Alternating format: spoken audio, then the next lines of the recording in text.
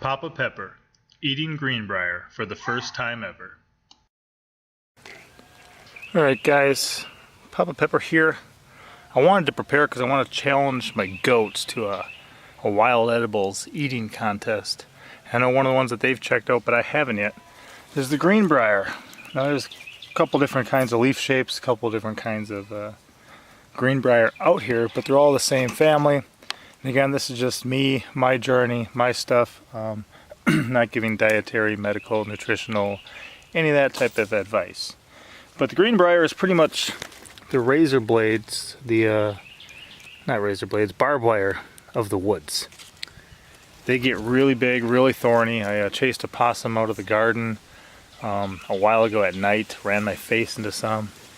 That wasn't fun, but supposedly these guys are really tasty. And I'm gonna cook some up in butter eventually too. But these young shoots, I heard first from Haphazard Homestead that you could eat them. And yeah, wanted to try them out. So I'm gonna just eat some raw real quick right now. This is the first time ever. And then I want to cook some up in some butter and some stuff too. And want to share a little bit more about this plant with you guys. So here we go.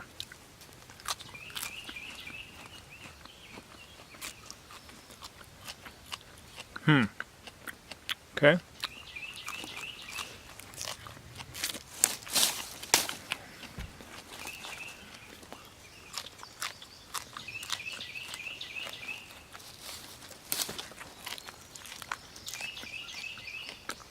So it does have little thorns on it,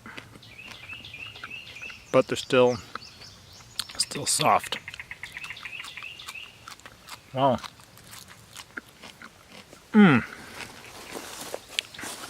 That is not a bad tasting plant at all, guys.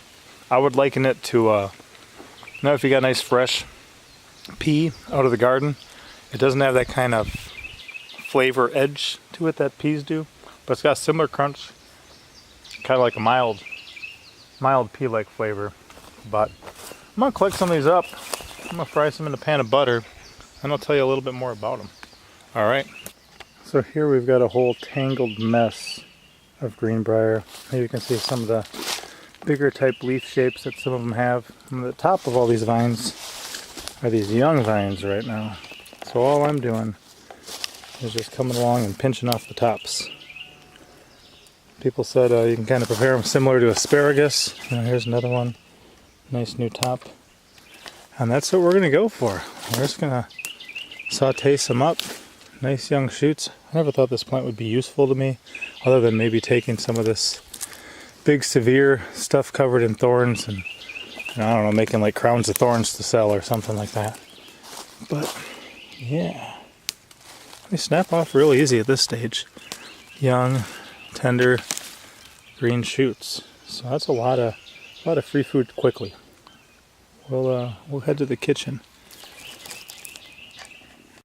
This is a great opportunity to see a couple things. The one thing you'll see is these big, old, hard vines. That's very thorny, very old, this whole big mess of them. And then you've got the ones that have been shooting out for a bit. They still got the young, tender tops you can just snap off. Okay, but look at this too. This kind of actually does almost look like asparagus. Doesn't look like asparagus, but you can see a similarity. So I'm guessing this right down here snaps off. And you get a big sprout. So we're going to try a couple of those. I see a couple more in here. I'm going to try to get in and out of there without getting too slashed up. And we'll see what happens. Alright guys, Papa Pepper in the kitchen now. You can see I got some Greenbrier going on. This is about half of it. The other half's in there. I just snapped it in half again. But like I said, they just got very nice, big tendrils, leaves, that type of stuff. I guess you can also dig up the tubers and eat them. The leaves, and I think the berries are also edible all year round. Like I said, don't take my word for it. I'm just learning, just figuring this stuff out. Do your own research, contact a local wild food expert, a forager, and figure things out from there. But here, I just got them in a little butter, a little coconut oil, Then I put on some smoked salt from American Homestead and a little bit of pepper. So this was incredible. One thing I didn't mention yet, but these guys, one thing they have that's rare for plants is they've got a high amount of protein. So normally to get protein in a diet, people are going to be doing things like eating fish, seafood, eating meat, that type of stuff. If you move it to the vegan type movement, you're going to wind up with beans, soy, stuff like that. So this guy's Greenbrier is high in protein. I think about 20%, which is pretty cool. And like I said, I really enjoyed it raw. I'm really looking forward to seeing how this tastes. I'm really looking forward to just seeing what the kids and Mama Pepper think, because they've got a high tolerance for weird stuff. I'm their husband and father, right? Okay. But yeah, I could definitely see this in some omelets and some smoothies and a variety of things. I never thought in my life I'd be excited about Greenbrier, but I certainly am right now. And we'll finish this up and we'll see how it tastes. Oh yeah, so one thing I was going to mention, if you're ever in a vegan survival situation and you need some protein, this would be a good source. Alright guys, Papa Pepper here with the little peppers, and we are going to try a little bit of this. Try a little piece. Just grab the whole stick, child. And nibble on it. I think it kind of tastes like a fresh garden pea with just a little less flavor.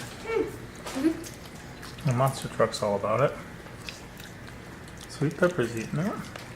Red pepper's doing good. Pinky pepper.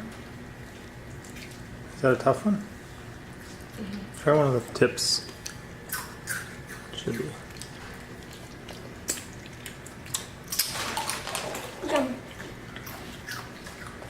Oh. They pretty much all eat their stuff, guys.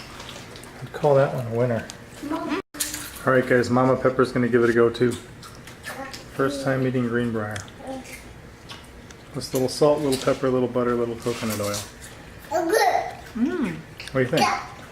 Reminds me of asparagus. Yeah. Did you ever think you'd be excited about having Greenbrier in your land? No. This is great. Love it. So there we go, guys. Free food from the wild. Yum. Cheap and easy and healthy, high in protein. So I might dig up some tubers and give that a try at some point later too, but Greenbrier, folks. While you're waiting for your asparagus, try some Greenbrier. It's delicious.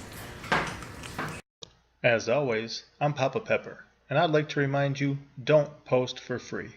If you'd like to be part of a revolution in social media, an economic power to the people where users can actually blog for cryptocurrency, then I'd recommend that you check out steemit.com and join the revolution. Papa out.